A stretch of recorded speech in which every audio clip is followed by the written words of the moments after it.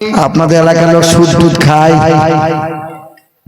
জমির আল কেটে বড় করে, সব ওলি মনে হচ্ছে তো করে না বাপ, সুদ খায় না। আপনার গ্রামে যদি জুম্মার দিনে কোনো যুবক ছেলে মদ খেয়ে নিয়েছে আর মদ খেয়ে যদি মসজিদে ঢুকতে চাই, ঢুকতে দেবেন? ঢুকতে দেবেন কেন? হারাম খেয়েছে, ঢুকতে দেওয়া যাবে? কেশিয়ার সেক্রেটারি মোতোয়াল্লি তখন ঘাড় ধরে আর তোমার গ্রামে সুদ করে যে সামনে কাতারে থাকে, তোমার গ্রামের ছেলের বিয়েতে 6 লাখ টাকা নগদ নিয়েছে, পেট মোটা করে মাল ইমামের পিছনে বসে আছে। সুবহানাল্লাহ সুবহানাল্লাহ। ফেরেশতা বলছে আজ তোকে আছিলা করে ছিল বুঝি একবার আয়, তো সুবহানাল্লাহ বার করে দিতে আয়। হায় হায় হায় হায়, তখন তো কেউ কিছু বলে না। আনিসুর রহমান সব সত্য বলতে পারবে না, ওর চাকরির ভয় আছে। কি বলছেন ভাই? আনিসুর রহমান সাহেবকে জুম্মার দিনে বলবে যে হুজুর সব সত্য কথাগুলো বলবেন তো।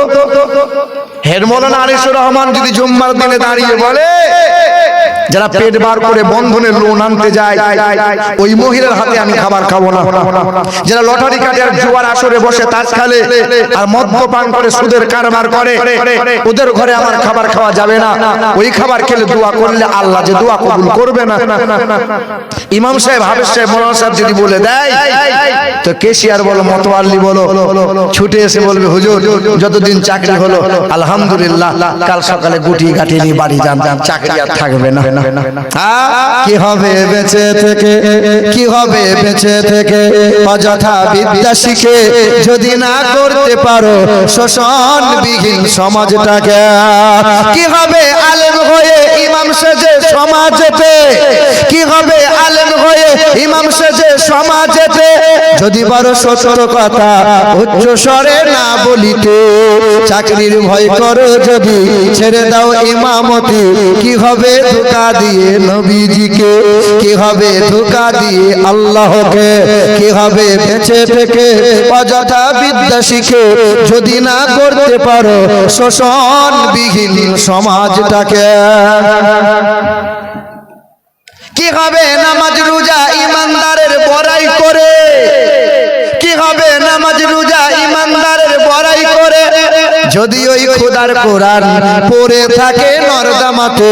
মসজিদের কোণে বসে জিকির করো যতই কোষে, মসজিদের কোণে বসে জিকির করো যতই কোষে, এইভাবে যায় না পাওয়া আল্লাহকে?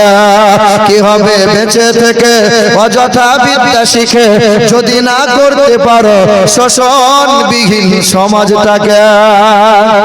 এ মুসলমান বাবারা ভাইরা আমার, একটু ধ্যান দাও, আমার আপনার নবীকে কত মর্যাদা দিয়েছেন। ওই যে গৌতম বুদ্ধ সাধনা করেছিল, তাদের ধর্মগ্রন্থে লেখা আছে গৌতম বুদ্ধ সাধনা করছিল আর ওই পোকা চেনেননি? ওই পোকা গৌতম বুদ্ধকে কামড়ে কামড়ে খাচ্ছিল, খেতে খেতে কোমর পর্যন্ত খেয়ে নিল। সত্য মিথ্যা তারা জানে। ওই গৌতম বুদ্ধ অসুস্থ হয়ে গেল, না জানি আর বেশি দিন বাঁচবে না। হাজার হাজার শিষ্যরা সামনে এলো, শিষ্যদের মধ্য থেকে ভক্তরা বলল, ও গুরুজি আজ আপনি বেঁচে আছেন, কাল আপনি থাকবেন না, যখন আপনি মারা যাবেন ধর্মগুরু বলে কাকে মানবো আমরা? ধর্মের বাণী কেমনে কোথায় শুনবো আমরা? গৌতম বুদ্ধ বলেছিলেন, I am not first Buddha, আমি প্রথম বুদ্ধ নয়, আমার পরে পৃথিবীতে একটা বুদ্ধ আসবে। শিষ্যরা বলেছিল, গুরুজি ওই বুদ্ধকে চিনবো কেমন করে? গৌতম বুদ্ধ বলেছিলেন, এ আমার ভক্তরা, the name whose first letter will be M and the last letter will be D, যে নামের প্রথম অক্ষর হবে M, শেষের অক্ষর হবে D, যিনি জীবনে কখনো কোনোদিন একটাও মিথ্যা কথা বলবেন না, যিনি জীবনে কখনো কোনোদিন জবান বা হাত দিয়ে কোনো মানব অথবা দানবের সঙ্গে দুর্ব্যবহার করবেন না। তার নাম হবে মৈত্র, তার বাবার নাম হবে বিষ্ণু যশা, তার মায়ের নাম হবে সুমতি, তার নাম হবে নারাশংসা, তিনি হবেন মুহাম্মদুর রাসূলুল্লাহ। সুবহানাল্লাহ সুবহানাল্লাহ। এ বাবাজিরা ভাইরা আমার, ও সোনামণি মা বোনেরা, আল্লাহ পাক রব্বুল আলামিন জানিয়ে দিলেন, ওয়াতাসিমু বিহাবলিল্লাহ তাফাররাকা। আল্লাহ পাকের দুই ঘোষণা, এক হলো মুহাম্মাদুর রাসূলুল্লাহ, দ্বিতীয় হলো কালামুল্লাহ। এই দুটো জিনিস যখন আঁকড়ে ধরে নিবি, দুই সম্পদকে যখন বুকে তুলে নিবি, কেউ তোদের মারতে পারবে না, কোনো জায়গায় অপদস্থ হতে হবে না, মাথা উঁচু করে বাঁচবি তোরা, নাজাতের রাস্তা পাবি, ইহকালে কল্যাণ পাবি, পরকালে হাসতে হাসতে জান্নাতে যাবি। ওয়ালা তাহিনু ওয়ালা তাহজানু, দুঃখ যেন করবি না, সাহস তোরা হারাবি না। আরে বিজয়ের পতাকা তোর হাতে উড়বে, আর কোরআনের শীতল হাওয়া বিশ্বের কোনায় কোনায় পৌঁছে যাবে। তোরা যদি নবীজির প্রেমিক হয়ে যাস মুমিন আর মুমিনা। সুবহানাল্লাহ। এ বাবাজিরা, দ্বিতীয় নম্বর ঘোষণা, এক ঘোষণা হলো মুহাম্মাদুর রাসূলুল্লাহ, দ্বিতীয় নম্বর ঘোষণা হলো কালামুল্লাহ। কালামুল্লাহ, কালো হও কিংবা ফর্সা, আরবি হও কিংবা বিহারি, বাঙালি হও কিংবা গুজরাটি, এই দলের হও কিংবা ওই দলের, ছোট হও কিংবা বড়, নারী হও কিংবা পুরুষ, সব মানুষকে আল্লাহ জানিয়ে দেয়, কোরআন বুকে তুলে নাও। হুদাল লিন্নাস ওয়া বাইয়ানাতিন মিনাল হুদা ওয়াল ফুরকান। কোরআন রিসার্চ করো, কোরআন পড়ো।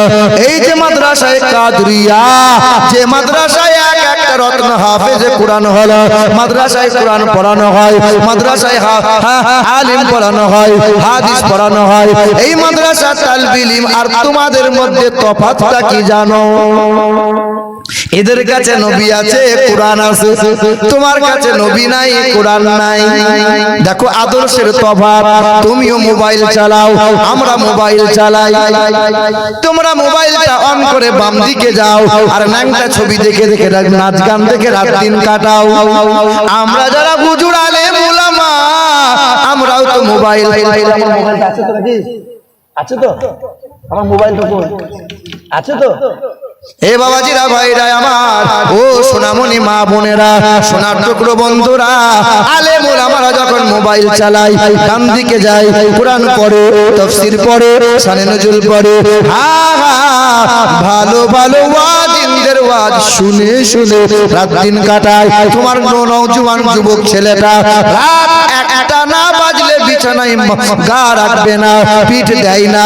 আর তোমার আমার এই আলেম ওলামা তালবিল ইলম যারা ইশারা নামাজ পড়ে রাত 9টা 10টা কোরআন পড়ার পরে আর জেগে থাকতে পারে না, তোমার ছেলেটা বেলা 8টা না বাজলে ঘুম থেকে ওঠে না, তালবিল ইলমরা ফজর হয়ে গেলে আর ঘুমিয়ে থাকতে পারে না। কারণটা হলো তোমার বুকে কোরআন নাই, নবী নাই, এদের বুকে কোরআন আছে, নবী আছে। তুমি দাড়িটা চাঁচতে তোমার বড় ভালো লাগে, একটু দাড়ি বড় যদি হয় জলদি করে চেটে সাদা করে দাও, তোমার দাড়ি চাঁচতে বড় ভালো লাগে। আর আমাদের দাড়ি চাঁচার কথা ভাবলে বড় ভয় লাগে। কেন ভয়? কিসের ভয়? তোমরা মাথায় টুপি দিতে লজ্জা করো, আমাদের মাথায় টুপি না দিলে বড় লজ্জা লাগে। তোমরা লম্বা পোশাক পরতে লজ্জা করো, আর আমরা লম্বা পোশাক যদি না পরি আমাদের বড় শরম লাগে। কারণটা কি জানো বাবা? কারণ হলো এটাই, তোমার বুকে কোরআন নাই, নবী নাই, আমাদের বুকে কোরআন আছে, নবী আছে। এ মা বোনেরা, যাদের বুকে কোরআন আছে, নবী আছে, তারা কখনো না পাকি থাকতে পারে না, বাপ মাকে কষ্ট দিতে পারে না। কোরআন নবী থাকার কারণে তারা সুদের কারবার করতে পারে না। মাইক চালে এলাকার যত হাফেজ মাওলানা আছে, একটা হাফেজ সাহেবকে দেখিয়ে দাও, একটা মাওলানা সাহেবকে দেখিয়ে দাও, বাপ মাকে খেতে দেয় নাই। একটা মাওলানা সাহেবকে দেখিয়ে দাও, বিয়ে করার সময় পণ নিয়েছে। একটা মাওলানাকে দেখিয়ে দাও, সুদের কারবার করেছে।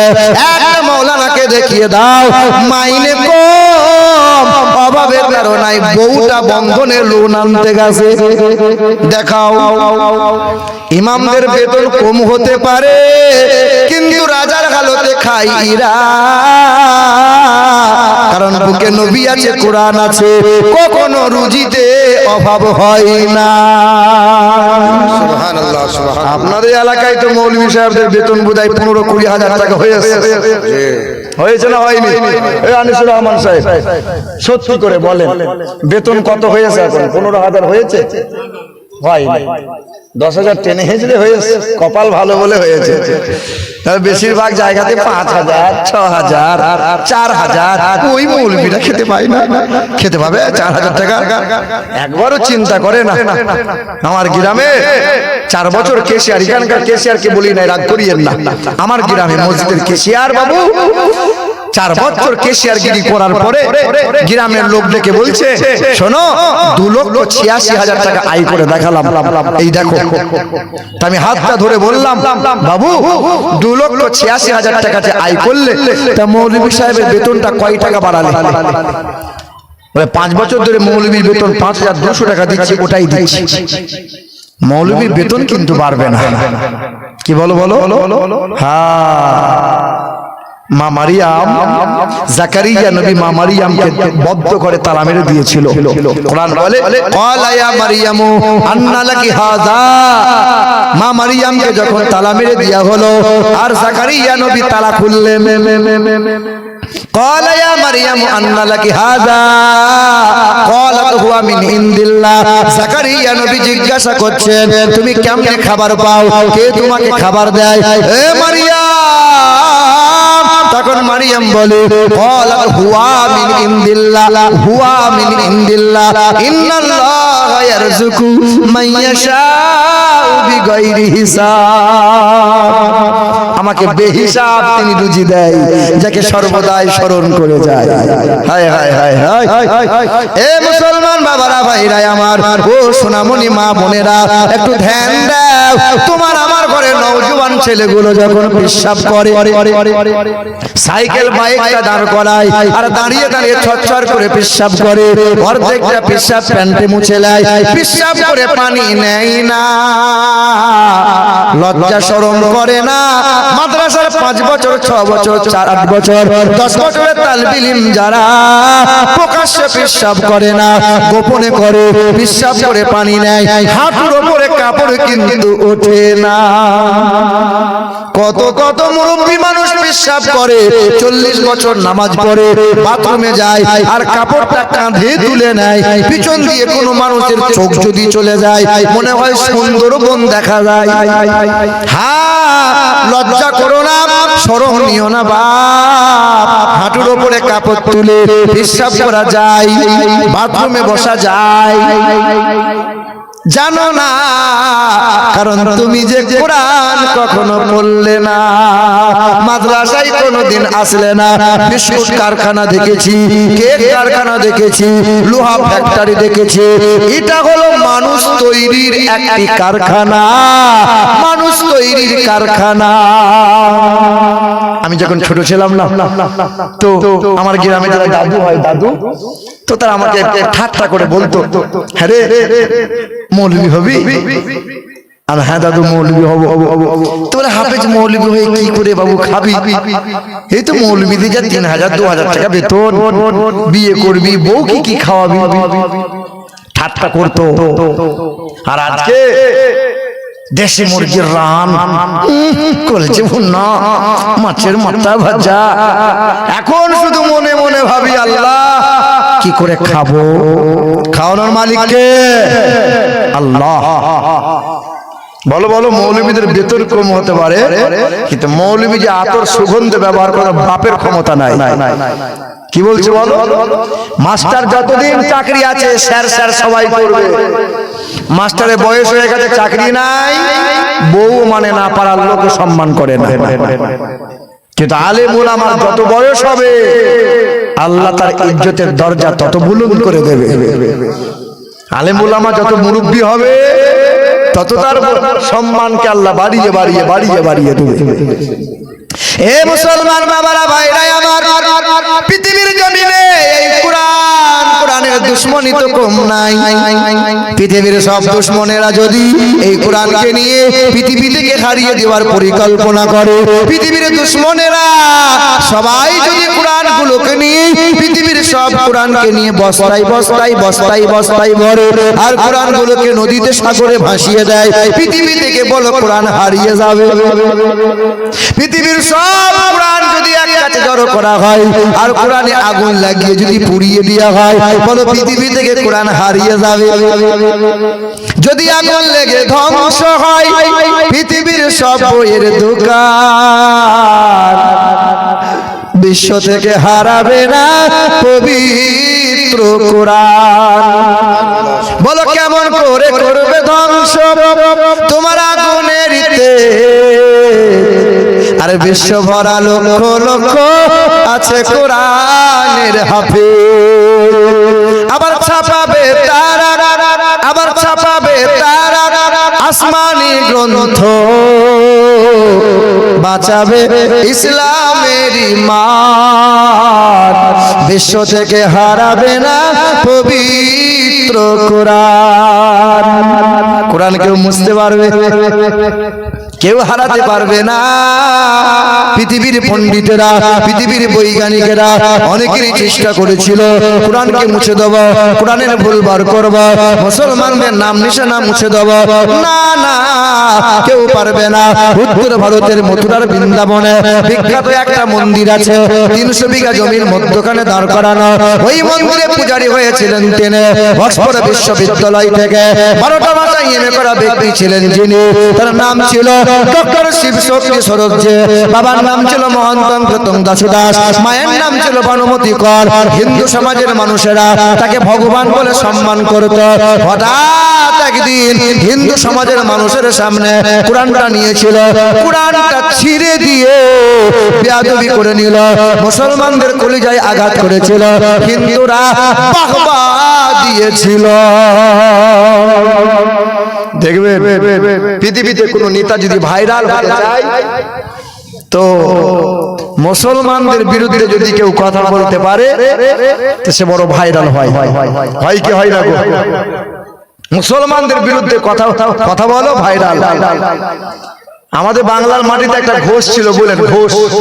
আমাদের বাংলার মাটিতে একটা ঘোষ ছিল, কি ঘোষ যে নাম, ও ঘোষ বলেছিল যে দিলীপ ঘোষ, ও মাল বলেছিল মুসলমানগুলোকে বাংলা থেকে সব দূর করে দেবো। হ্যাঁ হ্যাঁ বলেছিল, খুব ভাইরাল হয়ে গেল কিছুদিন। আল্লাহ বলছে দাঁড়া, মুসলমানদের বিরুদ্ধে যাবি তো তোকে ধুয়ে মুছে দেবো। মালটাকে দেখা যায় না, তেমন দেখা যায়। হে বাবাজিরা, ভাইরা আমার, ওই ব্রাহ্মণ মানুষটা কোরআন ছিঁড়েছিল, কোরআনের সঙ্গে বেয়াদবি করেছিল, হিন্দু সমাজের মানুষেরা বাহবা করেছিল। ওই ব্রাহ্মণ মানুষটা 1 মাস চলে গেল, 6 মাস কেটে গেল, বছর খানিক পার হয়ে গেল। দিল্লির বিমানবন্দরে দাঁড়িয়েছিল, একটা বিমান থমকে গেল। বিমানের সিঁড়ি ধরে পা পা করে কিছু মানুষ আসতেছিল, মাথায় টুপি ছিল, লম্বা জুব্বা ছিল। ব্রাহ্মণটা সামনে গিয়ে জিজ্ঞাসা করছিল, ও বাবা আপনারা কোথায় থেকে আসছেন বাবা? বলে মক্কা মদিনা থেকে আসছি। হাতে কি? বলে পানি। বলে পৃথিবী এই জমিনে ভারতে কি পানি নাই? বলে এই পানি সেই পানি নয়, এটা হলো জমজমের পানি। এটা কি পানি বলো? জমজমের পানি তো নিশ্চয়ই পান করেছেন। আল্লাহর হাজী বান্দারা কি জমজমের পানি দেয় না? এই যে মা বোনেরা, যদি কোনো মহিলার বাদক ভালো না হয়, যদি কোনো মহিলার সাদা সিরাপ ভালো না হয়, যদি কোনো মহিলার লিভারের সমস্যা ভালো না হয়, গ্যাস্ট্রিক আলসার কোনো পুরুষ মহিলার যদি ভালো না হয়, লিভারের রোগ শিফা হয়ে যাবে। নবীজির হাদিস, জমজমের পানি 40টা দিন পান করো, আর সকালবেলায় খালি পেটে পান করার আগে 40 বার সূরা ফাতিহা পড়ে জমজমের পানি যদি পান করে, 40 দিনের আমল করলে পেটের রোগকে আল্লাহ শিফা দান করে দেবে। আর একটু জোরে হবে না? ফ্রিতে ওষুধ পাচ্ছেন তবু সুবহানাল্লাহ বলতে মনে হয় না। ডাক্তারের ওষুধ খুব নেবে, নবীর দেওয়া ঔষধ কখনো বৃথা যাবে না। পৃথিবীর 1 নম্বরে পানি হলো জমজম, বিশ্বের 1 নম্বরে পানি হলো জমজম, বিশ্বের 1 নম্বরে শহর হলো মদিনাতুল মুনাওয়ারা, বিশ্বের 1 নম্বর ফজিলতপূর্ণ পাহাড় হলো সাফা মারওয়া, বিশ্বের 1 নম্বরে পালওয়ান হলো শেরে খুদা মাওলায় আলী, বিশ্বের 1 নম্বরে শহীদ হলো ইমামে হুসাইন, বিশ্বের 1 নম্বরে মহান নেতা মহাবৈজ্ঞানিক নবী মুহাম্মদুর রাসূলুল্লাহ। আচ্ছা বিশ্বাস হয় যে নবী মুহাম্মদ সাল্লাল্লাহু আলাইহি ওয়াসাল্লাম বিশ্বের মহাবৈজ্ঞানিক? বিশ্বাস করেন আপনারা? এই কথাটা ওই গ্রামে এসেছিলাম, আমাদের মিজানুর রহমানরা চলে গেছে বোধহয়, একটা গ্রামে, কি গ্রাম, ধনীপুর, ওখানে এসেছিলাম আমি একবার, এই কথাটাই বলেছিলাম যে নবী মুহাম্মদ সাল্লাল্লাহু আলাইহি ওয়াসাল্লাম বিশ্বের মহাবৈজ্ঞানিক। এটা অসংখ্য মুসলমান বিশ্বাস করে না। আরে নবী কত বড় বৈজ্ঞানিক তুমি দেখো, তুমি তো রিসার্চই করলে না, তুমি তো পড়লেই না নবীর জীবনীটা। হ্যাঁ, নবী মুহাম্মদ সাল্লাল্লাহু আলাইহি ওয়াসাল্লাম 1450 বছর আগে নবীজি বললেন, পুরুষ মানুষ যারা টাকনুর উপরে কাপড় পরিধান করবে তারা, মহিলারা যারা টাকনু ঢাকা দিয়ে রাখবে তারা। একদিনও জিজ্ঞাসা করতে মন হলো না যে টাকনুর উপরে কাপড় মহিলারা, এই টাকনু ঢাকা দিয়ে রাখবে মহিলারা, আর টাকনুর উপরে কাপড় পরবে পুরুষেরা, এর উপকারিতা কি? কেন নবীজি বলছেন?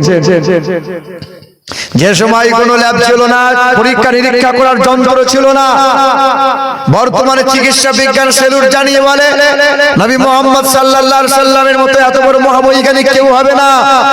পুরুষ মানুষ, বর্তমানে চিকিৎসা বিজ্ঞান বলছে পুরুষ মানুষেরা অধিকাংশ সময় যদি এই টাকনু ঢাকা দিয়ে রাখে তা অতি অল্প সময়ে, অতি অল্প দিনে জৈন শক্তি হারিয়ে ফেলবে। পুরুষ মানুষ হাট বাজার করবে, পুরুষ মানুষ মাঠ ঘাট করবে, পুরুষ মানুষ টাকনু খোলা রাখবে, সূর্যের আলো পাবে, যত পরিমাণে সূর্যের কিরণ পাবে, আর এই পুরুষ মানুষের সূর্যের কিরণ পাওয়ার কারণে যে ভিটামিন পাওয়া যায়, হরমোন আর জৈন শক্তিকে বাড়িয়ে তোলে। মহিলারা টাকনু ঢাকা দিয়ে রাখবে, মাঠ ঘাট করবে না, হাজার বাজার যাবে না, পা খোলা রাখবে না, অপরকে দেখাবে না, ঢাকা দিয়ে রাখবে তারা। মহিলাদের জন্য সূর্যের আলো দরকার হয় না। ওই ভিটামিন যদি পূর্ণ করতে চাই, নবী বলেছেন সোনা ব্যবহার করবে মহিলারা। সোনা ব্যবহার করবে কারা? মহিলারা। সোনা নামক ধাতুতে যে ভিটামিন পাওয়া যায়, মহিলাদের ওই ভিটামিন তাহাতে পূর্ণ হয়ে যায়। সোনা পড়বে কারা? কথা বলে না কেন? শ্বশুরের দেওয়া 4টে আংটি পড়েছে, শ্বশুরের দেওয়া গলায় একটা মালা পড়েছে, দিয়ে বিয়ের পিড়িতে মুখে রুমাল দিয়ে এইরকম ঢং করে বসেছে। বলেন বলেন না, বসে কি বসে না বলেন? তোমাদের এই দিককার ছেলেরা বোধহয় বসে না। এইরকম কপালে দিয়ে ফুটকুড়ি সাদা সাদা দিয়েছে, আর বগল পর্যন্ত মেহেদি লাগিয়েছে। এই মেহেদি লাগাবে কারা? কারা মেহেদি লাগাবে? বিয়ের দিনে মেহেদি তুমি লাগাচ্ছ কেন? ঈদে বকরা ঈদে কেন মেহেদি লাগাও? শুনুন, সোনা ব্যবহার করবে মহিলারা। এ মাল বিয়ের দিনে শ্বশুরের দেওয়া মাল পেয়েছে, শ্বশুর দিয়েছে, শ্বশুরের দেওয়া মাল দিয়ে মুখেরও মাল দিয়ে বসে আছে। শাশুড়ি মা উঁকি মেরে দেখছে, এ আমার জামাই তো বড় হুজুর গো, সাংঘাতিক হুজুর, পাহাড় নড়ে কিন্তু মুখের রুমাল নড়ে না। কি বলছো বলো? একজন চাচা বলছে, বাপ সালাম দে, সালাম, আসসালামু আলাইকুম। বলো না বলো না বলো না, মুখের রুমাল দেয় কি দেয় না? পরের দিন শাশুড়ি জিজ্ঞাসা করছে, হ্যাঁ মা আমার জামাই কই রে?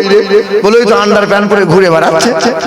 বলে সর্বনাশ, ছি ছি ছি ছি ছি, যে জামাইয়ের মুখের রুমাল নড়ে না ও মাল দেখছি আজকে আন্ডার প্যান্ট পরে ঘুরে বেড়ায়। বলে মা বডি খুলে রেখেছি, শুধু ইঞ্জিনটা নিয়ে এসেছি। জীবনে একবার সালাম দেয় আর কোনদিন সালাম দেয় না। মাথায় টুপি লম্বা পাঞ্জাবি পরে আর কোনদিন পরবে না। আর জলসার মাহফিলে বলবে আমরা নবীর উম্মত, নবীর দেওয়ানা। সোনা পড়বে মহিলারা। হুজুর একবারও বলে না ডিজে বাজিয়ে বিবাহ মজলিস চলবে না। মুসলমান ঘরে হিন্দুদের মতো ডিজে বাজবে কেন? মহিলারা কোমর দুলিয়ে নাচ করবে কেন? হায় হায় হায়, গায়ে হলুদ হয় কি হয় না বলে? লজ্জা শরম গেছে কোথায়? দেখো দেওরের গায়ে হলুদ হবে, আর কাঁচা হলুদটা বেটে ভাবিটা হাতে নিয়েছে হলুদ, এই যে হলুদ নিয়ে তখন কোথায় কোথায় যে দেয়, কোথায় কোথায় হাত দেয়, মানে লজ্জাও নাই শরমও নাই। বলো বলো বলো, সাহাবায়ে কেরাম নিজের বিবিদের নাম বলতেন না। আর এখন ওই বিয়ে করে নিয়ে এসছে, আর 6টা বন্ধুকে বলেছে তোর আগে বাসার ঘরে ঢোক, তারপর আমি ঢুকবো। সারা রাত হচ্ছে সব বন্ধুরা মিলে, আর বউয়ের গলায় এরকম হাতটা ধরে এরকম করে ছবি তুলেছে, ফেসবুকে ছেড়ে দিয়ে বলছে দেখ আমার মালটা, দেখ দেখ দেখ। রাষ্ট্রীয় সম্পদ মনে হচ্ছে। লজ্জা আছে, লজ্জা আছে, শরম আছে, একটু একটু হায়া বলে কিছু আছে। লজ্জা শরম শেষ করে দিলে তোমরা। একটু শরম করো, একটু হায়া করো। তুমি যে মুসলমান, তুমি তো মুসলমান, তুমি তো অমুসলিম নও, খ্রিস্টান নও, তুমি তো সাঁওতাল আদিবাসী নও, মুসলমান। শোনা টুকরো বন্ধুরা, এ বাবাজিরা, ভাইরা আমার, একবারও হুজুর বলে না যে এ মাল না করলে তোমার বিয়ে পড়ানো যাবে না। আর বাবা 8 লাখ টাকা, এই যে 8 লাখ টাকা নগদ নিয়েছে, 12 ভরি সোনা নিয়েছে, 300 বরযাত্রী গলা পর্যন্ত উপর হয়ে খেয়েছে। মেয়ের বাপের তো পাঁজর বেরিয়ে গেছে, 2 বিঘা জমি ছিল বন্ধক দিতে হয়েছে। এ মাল এত খায়, এত নষ্ট করে, আর হায়ার করে একটা মৌলবি নিয়ে এসছে। তখন ছেলের বাপ বলছে হুজুর এমন করে বিয়েতে পড়াবেন আমি পার হয়ে যাই, আমার ছেলের জন্য উদ্ধার হয়ে যায়। মৌলবি জানে 8 লাখ টাকা নিয়েছে, 12 ভরি সোনা নিয়েছে। তখন মৌলবি দোয়া করছে, রব্বানা জালামনা জালামনা। ফেরেশতা বলছে জালামনা জালামনা করবি না। এ মৌলবি তোর ছাল ছাড়িয়ে কাঁচা লঙ্কা দগড়ে দেব, তোকেও ছাড়বো না, আর ছেলের বাপকেও সহজে ছাড় পাবে না। গরিবের ঘরে মিলাদ ছোট হয়, আর বড় লোকের ঘরে দোয়াটা একটু বড় হয়। কেন হবে না বলো তো? ওর মাল ভালো, দেবে ভালো, পার্টি ভালো। আমাকে বলছে হুজুর একটু দোয়া করে দেবেন। কেন রে? বলে আমি একটা লটারির দোকান করেছি, ইলাহি ভরসা লটারির দোকান, একটু ফাতেহা করে দিয়ে আসবেন। তুইও জাহান্নামে যাবি, আমিও জাহান্নামে যাবো। এদিকে ছেলেরা লটারি কাটে গো, লটারি কাটে কাটে কাটে। একটা নওজোয়ান যুবক ছেলে আমার এলাকার, বুঝলেন, প্রতিদিন সকাল হয় আর বলে খবরের কাগজটা দাও তো। আমি মনে মনে চিন্তা করি দেশ বিদেশের খুব খবর রাখি বাবু, ছেলেটা খুব ভালো ছেলে। ও বাবা, প্রতিদিন খবরে কাগজ দেখে, শেষের পাতায় গিয়ে শুধু নম্বর মিলাই, নম্বর মিলাই, নম্বর লাগে না, নম্বর লাগে না। মাদ্রাসা এসে বলছে হুজুর দোয়া করে দেন, নম্বরটা লাগছে না। তোর জন্য কি দোয়া করব, তুই নিজে নিজে পারলে করগা। তো ও মাল কি করেছে, মসজিদের সামনে গিয়ে সালাম দিয়েছে, মসজিদে এরকম করে সালাম টালাম দিয়ে তখন বলছে আল্লাহ তোমার মসজিদে এসছি গো আল্লাহ, একবার যদি একটা দাগ লেগে যায়, 1 লাখ যদি হয়ে যায়, অর্ধেক তোমাকে দেবো, অর্ধেক আমি লব, আমি বেঈমানি করবো না। 4 মাস পরে হ্যাঁ 50,000 লেগেছে। 50,000 লেগে যাওয়ার পরে তখন মাল মসজিদের সামনে গিয়ে বলছে আল্লাহ, ও আল্লাহ, এই জায়গায় দাঁড়িয়ে আমি তোমাকে কথা দিয়েছিলাম দেবো, তুমি আমাকে বিশ্বাস করতে পারলে না। 50 তুমি আগে আগে নিয়ে নিলে। কত বড় চিটিং বাজ বলো, কত বড় শয়তান হলে এমন কথা বলতে পারে। লটারি কাটবেন না। ইন্নামাল খামরু ওয়াল মাইসিরু ওয়াল আনসাবু ওয়াল আজলামু রিজসুম মিন আমালিশ শাইতান। মদ্যপান করা, লটারি কাটা, জুয়ার আসরে বসা সমপরিমাণ গুনাহ। যে গুনাহ করলে পরে সংসার থেকে আল্লাহ বরকত উঠিয়ে নেয়, ওই ব্যক্তিকে একজন ঋণ করা লাগবে, পথে বসে পথে ভিখারি হওয়া লাগবে। হা হা হা হা। লটারি কাটবেন না, যুবক পায়ে হাত রেখে বলছি তোমাদের, জুয়ার আসরে বসো না, হারাম জিনিস তোমরা খেও না। মুসলমান বাবারা, ভাইরা আমার, এ নওজোয়ান যুবকেরা, এ আমার মা বোনেরা, তাকিয়ে তাকিয়ে দেখছো 5টা সন্তানের মাথায় পাক দেওয়া হয়েছে। তোমাদের মতো কত মা 5 বেলা নামাজ পড়ে, তাহাজ্জুদের নামাজ পড়ে, সন্তানগুলো নেককার বানিয়েছে। আমার মা একজন তোমাদের মতো মা, বড় পীর আব্দুল কাদের জিলানী রাদিয়াল্লাহু তাআলা আনহুর মা একজন তোমাদেরই মতো মহিলা। খাজা বাবার মা একজন মা, বাবা নিজামউদ্দিন আউলিয়ার মা একজন মা। তোমরা যেমন মা হয়েছে, কত মায়ের বাচ্চা হয় না, রাত দিন আফসোস করে কান্না করে, হে মা তোমার 2টা 3টা 4টা ছেলে মেয়ের মা, মা তুমি নামাজ কেন পড়ো না, পর্দাশীলা কেন করতে পারলে না, স্বামীর সেবা কেন করতে পারলে না। একটা সন্তানকে যদি হাফেজে কোরআন বানিয়ে দিতে মা, তুমিও নাজাত পেয়ে যেতে, ছেলের বাবা নাজাত পেয়ে যেত, 7টা জাহান্নাম জাহান্নামী মানুষকে হাফেজে কোরআন জাহান্নাম থেকে তুলে নিয়ে এসে হাসতে হাসতে জান্নাতে নিয়ে যাওয়ার ক্ষমতা পাবে। সুবহানাল্লাহ, নারে তাকবীর, নারে রিসালাত, জশ্নে দস্তারে হিফজ জিন্দাবাদ, মাদ্রাসা আদরিয়া জিন্দাবাদ, নারে তাকবীর, আল্লাহু আকবার। এ বাবাজিরা ভাইরা আমার একটু ধ্যান দাও। ওই ব্রাহ্মণ মানুষটা অক্সফোর্ড বিশ্ববিদ্যালয় থেকে 12টা ভাষা এমএ করা ব্যক্তি ছিলেন। ওই মানুষটা কি করেছিলেন? কোরআনের ভুল বার করেছিলেন, মানে কোরআনটাকে ছেড়ে দিয়েছিল। ওই মানুষটা কি করলো? ও হাজী সাহেব, জমজমের পানি কি একটু দেওয়া যাবে? জমজমের পানি নিলেন, দিল্লির বড় ল্যাবে নিয়ে গেলেন, পরীক্ষা করলেন। একবার, দুইবার, 10 বার পরীক্ষা হয়েছিল। ডক্টররা বলেছিল, ও ব্রাহ্মণ বাবাজি, আজকে যে পানি পরীক্ষা করলাম, এই পানিতে বিন্দু মাত্র কোনো জীবাণু নাই। এই পানি হলো বিশ্বের 1 নম্বর পানি। এই পানি হলো জমজম। ওই মানুষটা টনক নড়েছিল, চিন্তা উদয় হয়েছিল, ইসলামকে জানার মনোভাব এসেছিল। তাই তো দিল্লির চাঁদনি চকে চলে গেল, একটা কোরআন কিনে নিল। ইংরেজি ভাষার অনুবাদ কোরআন কেনার পর ওই মানুষটা বাড়ি গেল। বাড়ি থেকে কোরআন পড়ে, কোরআন 1 মাস পড়ে, 2 মাস কোরআন পড়ে, রাতের বেলায় কোরআন পড়ে, নিরিবিলি নির্জনে কোরআন পড়ে, 4 মাস 6 মাস কোরআন পড়ে। পড়তে পড়তে পড়তে পড়তে 2 বছর 2 মাস হয়ে গেল। ওই মানুষটা কোরআন বুকে নিয়ে মন্দিরে দাঁড়িয়েছিল। 300 বিঘা জমির মধ্যখানে দাঁড় করানো মন্দিরটা ছিল। ওই মন্দিরে দাঁড়িয়ে দাঁড়িয়ে চিৎকার করে বলেছিল, কালেমা লা ইলাহা ইল্লাল্লাহ মুহাম্মাদুর রাসূলুল্লাহ।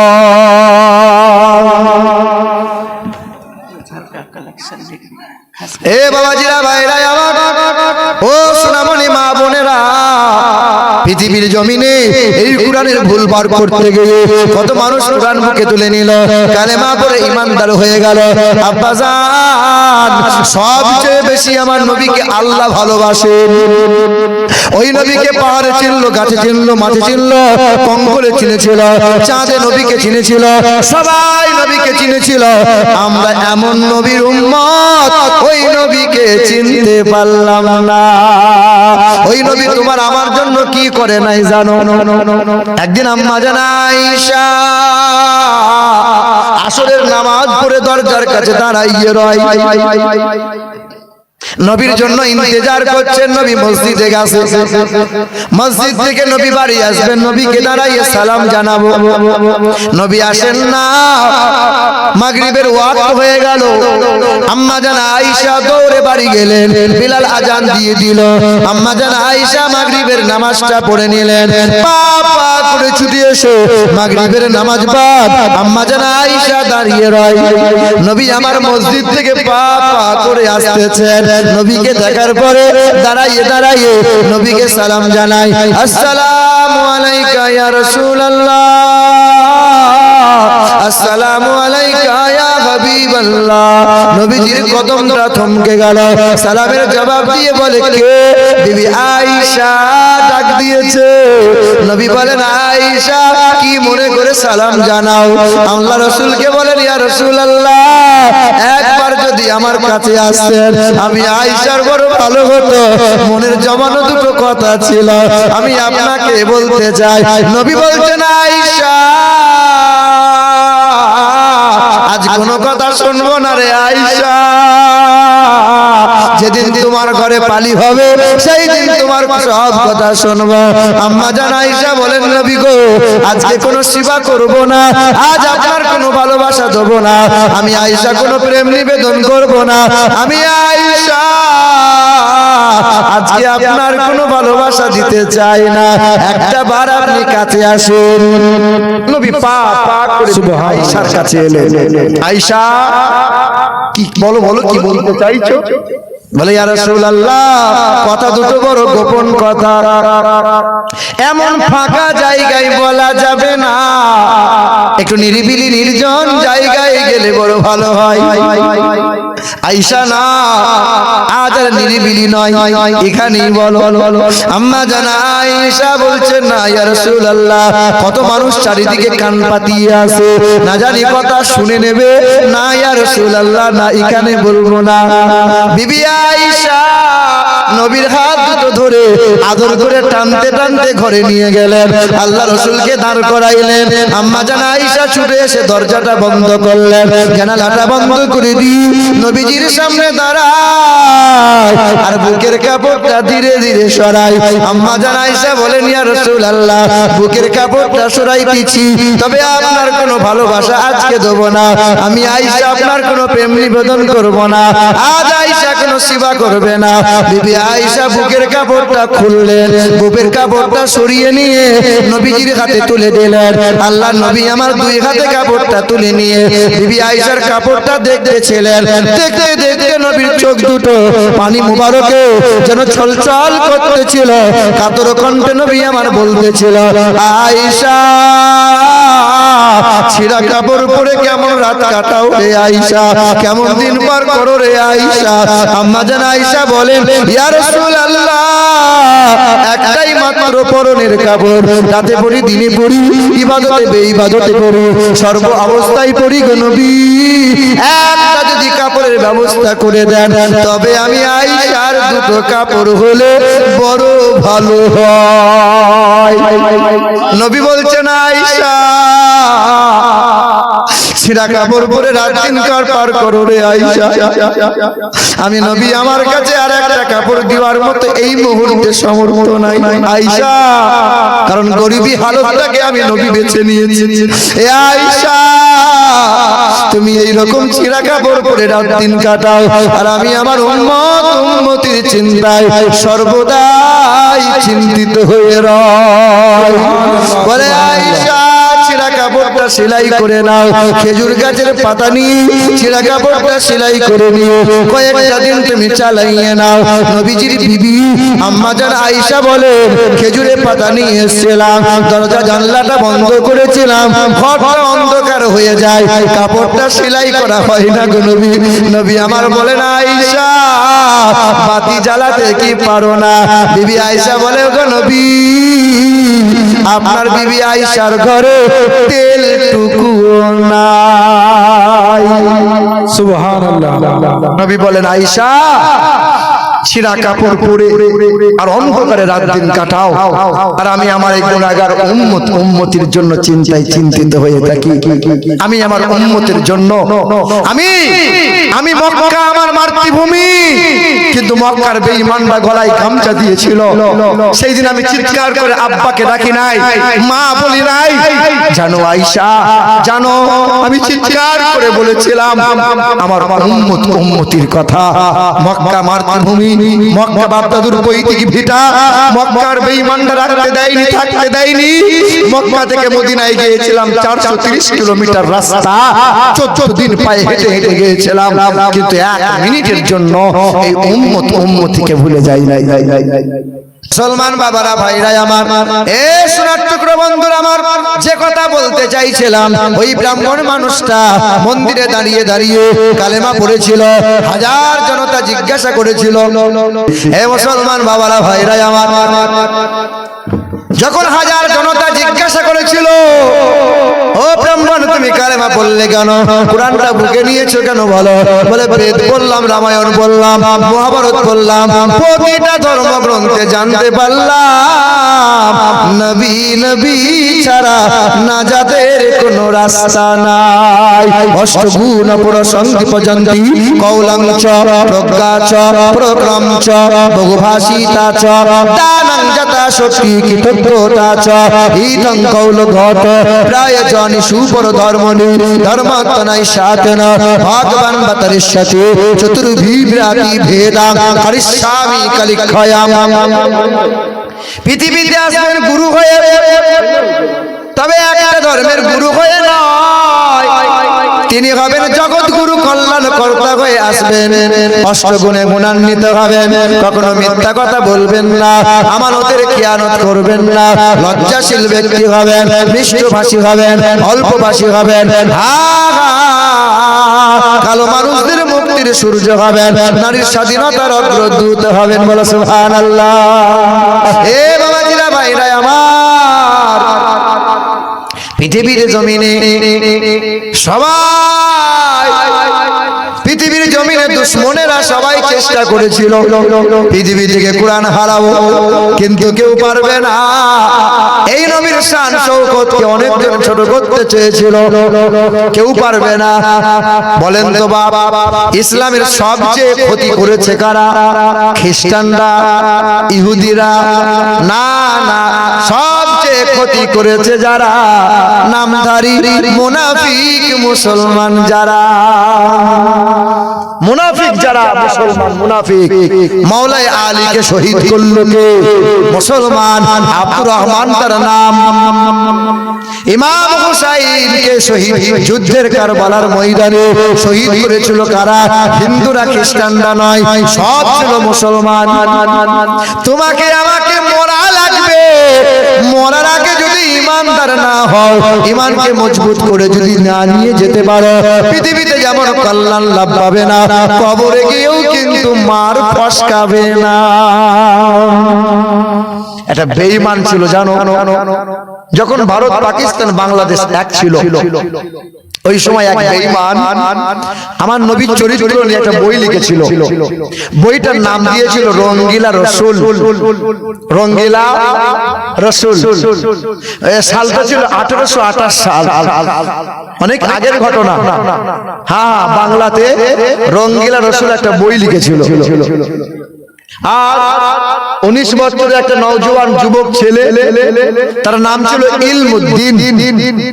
এই ইলমুদ্দিন নওজোয়ান ছেলেটা কাঠমিস্ত্রি ছিল। মা বলেছিল খোকা বাজারে যা,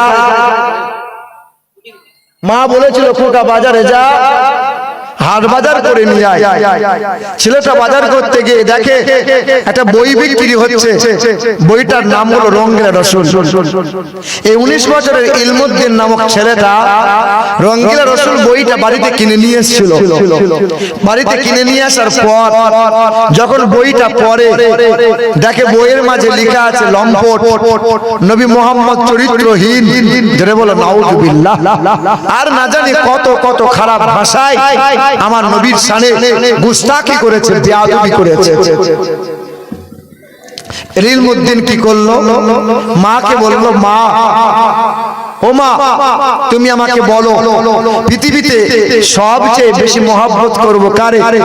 বলে, খোকা, নবীজি নিজ পাক জবানে জানিয়ে দিয়েছেন, লা ইউমিনু আহাদুকুম হাত্তা আকুনা আহাব্বা ইলাইহি মিন ওয়ালিদিহি ওয়া ওয়ালাদিহি ওয়ান নাসি আজমাইন।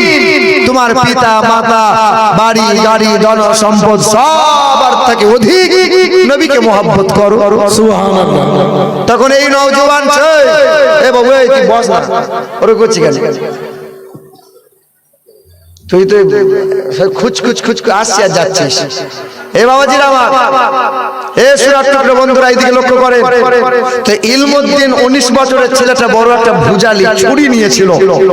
যে রাজপাল, যে বেঈমানটা বই লিখেছিল, তার বাড়ির দরজার সামনে দাঁড়াইয়ে শত মানুষের সামনে রাজপালের বুকে এই তলোয়ারটা, ভুজালিটা গেঁথে দিয়েছিল। রাজপাল হত্যা হয়ে গেল। ইলমুদ্দিন গ্রেফতার হলো। ইলমুদ্দিনকে জেলে বন্দী করে দিল। যেমন যখন জেলে বন্দী হয়ে গেল, কিছুদিন পর জজকোর্টে আদালতে উঠানো হলো। ইলমুদ্দিনকে জিজ্ঞাসা করা হয়েছিল, বলো ইলমুদ্দিন, তুমি কি কারণে রাজপালকে হত্যা করলে বলো। তো ইলমুদ্দিন 19 বছরের তোমাদের মতো 19 বছরের ছেলে, তুমি তো রাতের বেলায় হেডফোন কানে গুঁজে, সকাল বেলায় তখন কানে গুঁজে থাকে তোমার হেডফোন। তোমার মতো নওজোয়ান ছিল, তুমি যেমন পিশাব করে পানি নাও না, তোমার মতো ওই রকম নয়। সে পাক পবিত্র থাকতো।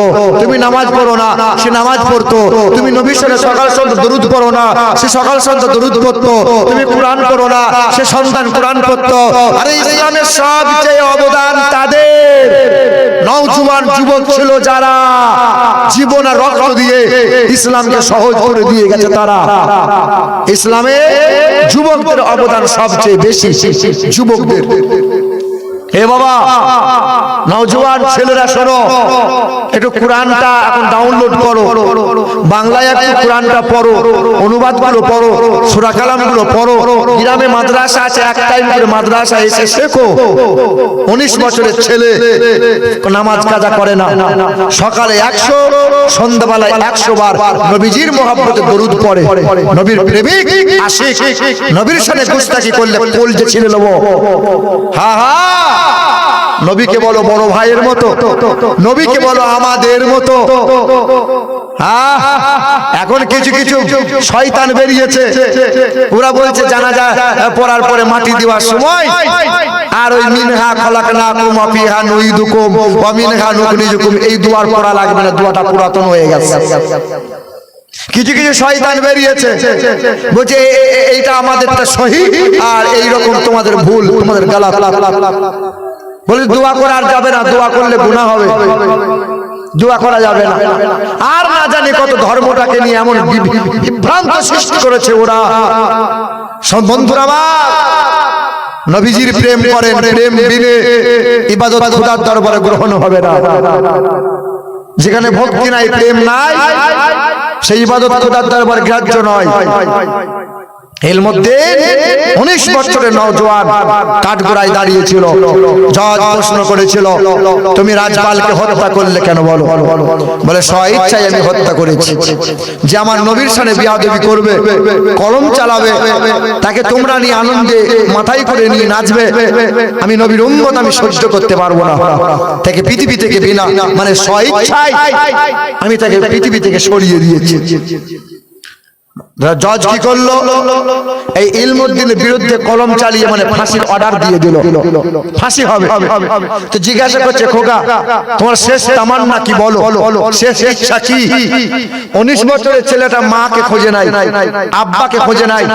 বলেছিল যে নবীজির প্রতি কোরআন নাজিল হয়েছে, যে কোরআনে 30টা পারা আছে, 540টা রুকু আছে, 86,430টা হাফেজদের বুকে আছে, 3,23,671টা যে কোরআনে অক্ষর আছে, ওই কোরআনে নবীজির গুণগান কম বেশি 1200 বার করা হয়েছে।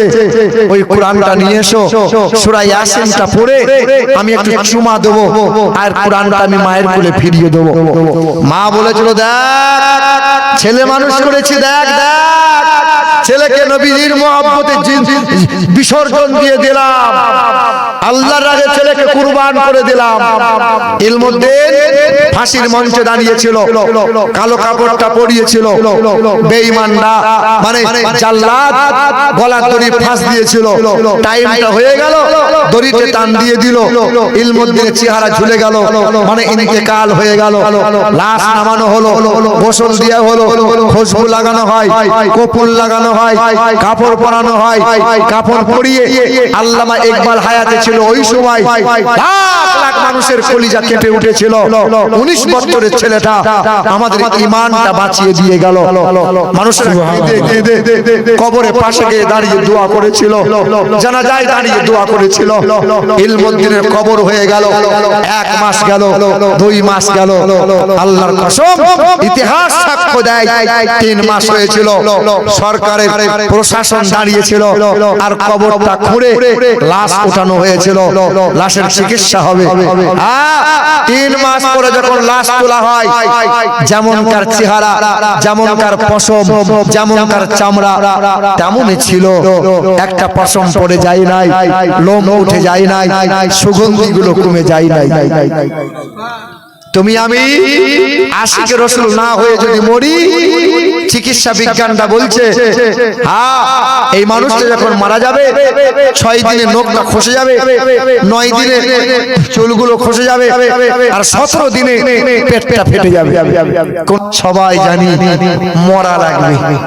যে সুখের বিছানায় শুয়ে থাকে তাকেও মরা লাগবে, যে দুঃখের বিছানায় শুয়ে থাকে তাকেও মরা লাগবে, যে কান্নায় রাত কাটায় তারও মরা লাগবে, যার দুঃখে সুখে রাত পার হয় তারও মরা লাগবে। দেখবে দিন যাওয়ার পরে সন্ধ্যা কিন্তু হবেই হবে। যে রঙ্গ মঞ্চে মেতে ওঠে তারও একদিন ভোর হবে, আর যে তাহাজ্জুদের নামাজে সিজদায় পড়ে তারও একদিন ভোর হবে।